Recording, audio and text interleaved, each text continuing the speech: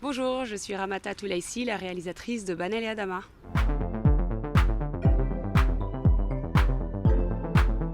C'est une histoire d'amour qui se déroule au Fouta. C'est une région qui se trouve dans le nord du Sénégal et c'est une tragédie. Banel et Adama vont tout faire pour pouvoir vivre leur passion jusqu'au chaos. Je voulais vraiment écrire sur l'Afrique et ce qui comptait le plus aussi, c'était écrire une histoire universelle qui pourrait parler à tout le monde, pas seulement aux Africains, mais à tout le monde et au monde entier et qui aurait une portée assez mythique telle que Roméo et Juliette.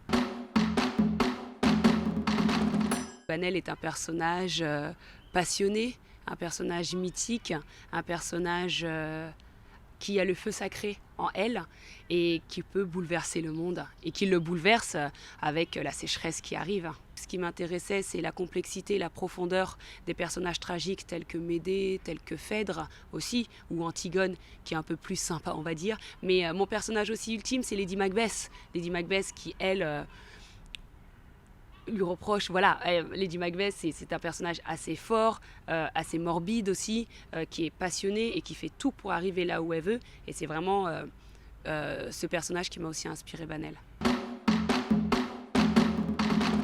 Avant, on avait une image de la femme noire, et pas juste sénégalaise, de la femme africaine, assez lisse, assez douce, aussi opprimée, qui ne parle pas et que le mari fait tout et qui donne des ordres. Alors que là, ça change, les rôles changent et la femme, ces dernières années, s'affirme beaucoup plus. Peut-être pas au même niveau que Banel, parce que Banel, c'est un personnage de fiction et je suis allée loin avec ce personnage. Mais c'est vrai qu'aujourd'hui, la femme africaine, bien sûr, il y a beaucoup de travail encore à faire, mais elle trouve vraiment sa place dans le continent. Le conte, je le traite d'une façon très métaphorique parce que pour moi, la sécheresse, elle est là à cause de Banel. Plus le cœur de Banel s'assèche, plus la sécheresse arrive et plus l'image devient plus blanche parce que son cœur s'assèche en fait. Mais c'est un propos très actuel, mais traité d'une façon avec distance et très subtilement. Mais c'est tous des acteurs non professionnels, je travaille avec des acteurs non professionnels. On a lancé un grand casting dans cette région pendant 5 mois. On a eu beaucoup de mal à les trouver, surtout elle, parce qu'elle devait jouer un personnage quand même assez mythique et incarner la folie. C'est pas donné à tout le monde en fait.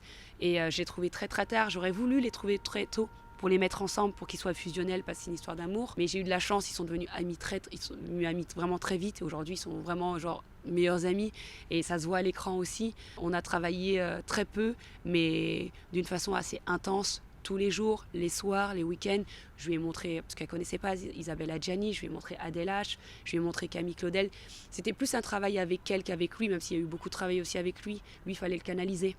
Parce que c'est quelqu'un Mamadou est quelqu'un très énergique et elle, fallait l'amener vers la folie parce que c'était quelqu'un d'assez timide, donc c'était très intense.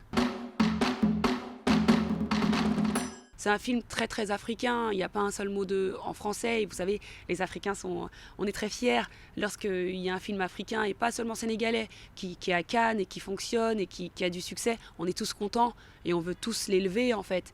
Et j'espère qu'il sera bien reçu et qu'il sera vu.